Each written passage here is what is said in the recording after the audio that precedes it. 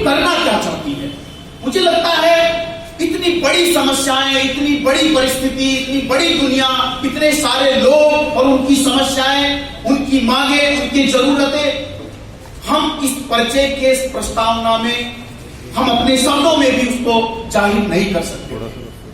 और हमने संक्षिप्त शब्दों के माध्यम से बताने की कोशिश की कि हम भारत के मूल निवासी विद्यार्थियों के द्वारा इस दुनिया के प्रत्येक विद्यार्थी के शैक्षिक, सामाजिक, आर्थिक, राजनीतिक, उसके कल्चरल विकास के लिए और उसके व्यक्तिगत सामूहिक विकास के लिए हमने ये एक समर्पित राष्ट्रीय और अंतर्राष्ट्रीय मंच के तौर पर पूरे देश में हमने इसको संचालित और स्थापित किया है।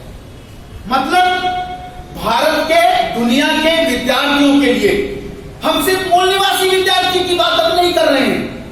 मूल निवासी विद्यार्थियों के द्वारा, सिर्फ मूल निवासी विद्यार्थियों के द्वारा भारत के, दुनिया के हर एक विद्यार्थी के सामाजिक, शैक्षिक, आर्थिक, राजनीतिक, कल्चरल विकास के साथ उसके बौद्धिक विकास, उसके आर्थिक विकास के लिए ये समर्पित मंच राष्ट्रीय और अंतर्राष्ट्रीय स्तर पर हमने किया है।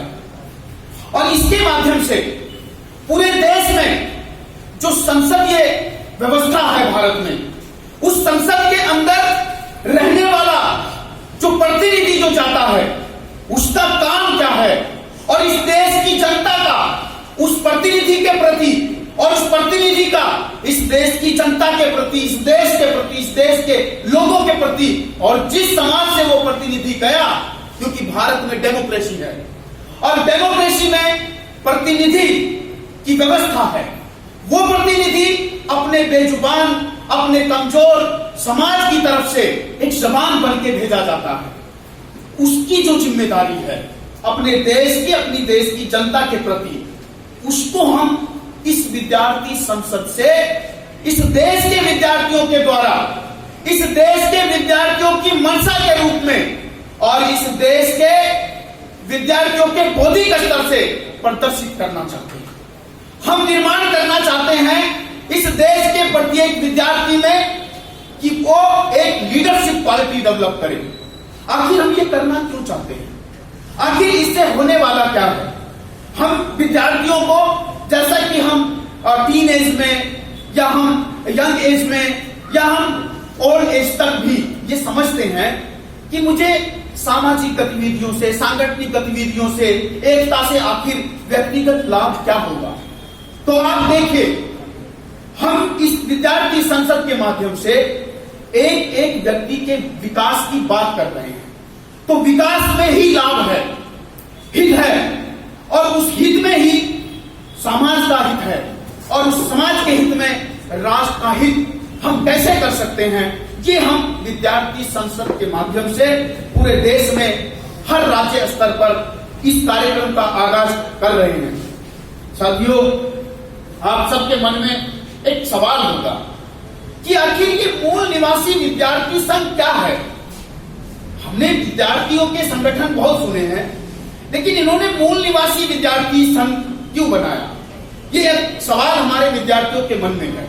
बहुत सारे विद्यार्थी संगठन हैं, फिर इतने सारे संगठन, और उसपे ऊपर से ये मूल निवासी विद्यार्थी संगठन, तो फिर ऐसा क्यों? तो आप देखिए, मूल निवासी विद्यार्थी संघ को निर्माण करने की जरूरत क्यों पड़ी? जब समाज में, देश में और दुनिया में राष्ट्रीय और अंतर्राष्ट्रीय स्तर पर अपने आप को स्थापित करने की घोषणा करने वाले संगठन हमारे समाज में हैं, हमारे देश में हैं, इस दुनिया में हैं, लेकिन उन विद्यार्थी संगठनों ने क्या किया और वो विद्यार्थी संगठनों को क्या करना चाहिए था? उन विद्यार्थी संगठनों की उस देश के विद्यार्थियों को लेकर के क्या जिम्मेदारियां थी? क्या उन्होंने उस जिम्मेदारियों को ईमानदारी से निभाने की कोशिश की? तो आप निष्पक्ष होकर के, ना उनके पाले में और ना विद्यार्थी संघ के पाले में खड़ा होकर के, आप बिल्कुल स्वतंत्र सोच रख करके सोचिए एक बात। भारत के नहीं, दुनिया के विद्यार्थी संगठनों ने किसी न किसी रूप में अपनी एक पहचान बनाई, और सबसे पहली, सबसे गलत और सबसे भ्रामक पहचान बनाई कि वो किसी राजनीतिक संगठन की बखूबी है। किसी राजनीतिक संगठन की कठपुतली हैं, किसी राजनीतिक संगठन के कंट्रोल में रहने वाला एक विद्यार्थियों का एक गैर राजनीतिक, गैर धार्मिक संगठन है। विद्यार्थियों का संगठन किसी धर्म का प्रचार तो नहीं करता, विद्यार्थियों का संगठन किसी राजनीति की बात नहीं करता, लेकिन वो विद्यार्थी राजनीति की बात करता है। और विद्यार्थी राजनीति कोई देश की राजनीति की बात नहीं है, वो कोई नीति निर्धारण नहीं करता है, वो विद्यार्थियों के लिए यूनिवर्सिटीज में, कॉलेज में, स्कूल्स में, एजुकेशन सिस्टम में अपने लिए कुछ नियमित योजनाएं, नियमित नीति बनाने में अपनी अपील रखता है और प्रबंधक से वो उसको मनवाने की कोशिश करता है। उसके माध्यम से वो पॉलिसी वो निर्धारण होती है और तब जाकर के उसकी एक भूमिका बनती है।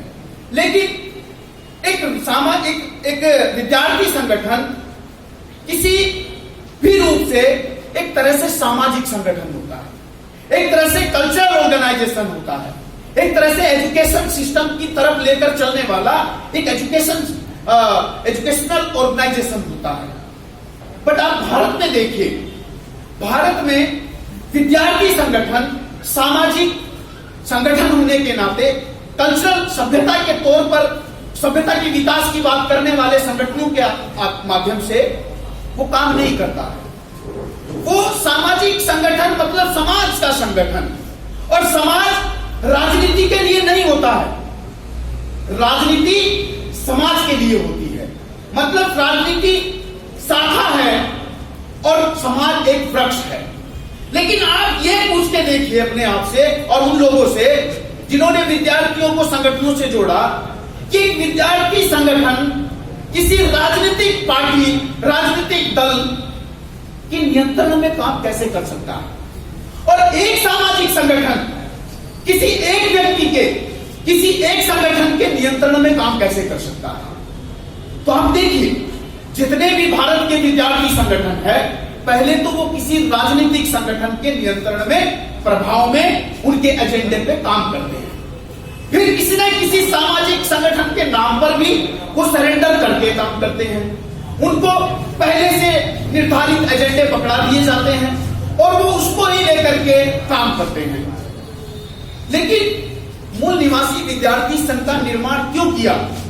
इसलिए किया कि वो तमाम संगठनों ने एक और भूल की, एक और गलती की, एक और विश्वासघात किया कि वो विद्यार्थियों को सड़क पर लाना चाहते हैं, उसने संघर्ष कराना चाहते हैं, उनसे आंदोलन कराना चाहते हैं और उनसे नारा लगवाना चाहते हैं। आपको जेल में विद्यार्थियों के जीवन को डिस्टर्ब करने के लिए वो आपको जेल की दस्तक तक लेकर जाते हैं, और जैसे आप जेल की दस्तक देते हैं, जेल में चले जाते हैं या पुलिस पकड़ लेती है किसी भी आंदोलन में, फिर वो आपको बड़ी ही चालाकी से छुड़ा लेते हैं। अब आप एक साधारण से सच्चे मन के अच्छे विद्यार्थी जिसका बिल्कुल कोरा कागज मन है, वो पूरी जिंदगी उनके रहमो कर्म पर जिंदा रहना शुरू कर देता है। तो उन्होंने क्या किया? उन्होंने किया कि एक विद्यार्थी जो स्वतंत्र सोच पैदा कर सकता था अपने प्लेटफॉर्म पे, अपने द्वारा बनाई गई योजनाओं से, अपने द्वारा तैयार किए गए कार्यक्रमों से वो अपने आप को डेवलप कर सकता था। लेकिन आपको तो एजेंडा दे दिया गया। अगर आपको एजेंडा दे दिया गया तो अब आपको कोई काम करने की जरूरत नहीं है, कोई वर्क करने की जरूरत नहीं है। इसलिए आपका जो सामाजिक, आपका जो राजनीतिक, आपका जो आर्थिक, आपका जो मानसिक विकास होना चाहिए था, आपका जो राजनीतिक विकास, शैक्षिक विकास जो होना चाहिए था, व्यक्तिगत विकास जो होना चाहिए था, वो नहीं होता है। क्यों नहीं होता है? क्योंकि आप जब संगठन चलाते हो, उसका ह्यूमन रिसोर्स से लेकर के, उसका आर्थिक रिसोर्स से लेकर के, कोई भी रिसोर्स आपको बिना मांगे मिल रहा है, इसलिए आपको खोजने की जरूरत नहीं पड़ती है और इसलिए भी आप अपने आप को तैयार नहीं कर पाते। हमने